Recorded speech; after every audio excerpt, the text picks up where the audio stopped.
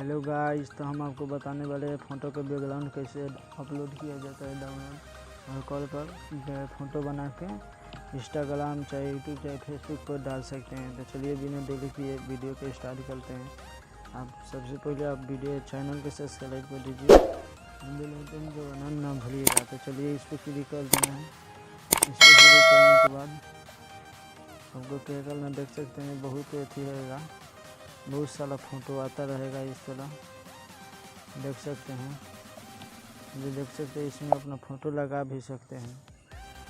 देख लीजिए कैसे है, सब में फ़ोटो अपना लगा सकते हैं। जिस तरह इसमें अपना घंटो भी लगा सकते हैं, देख सकते हैं, इसमें घंटो अपना लगा सकते हैं।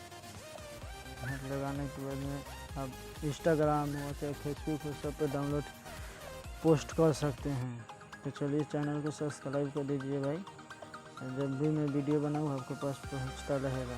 देख सकते हैं ये बहुत सारा के फ़ोटो को बैकग्राउंड आता रहता है, ठीक है।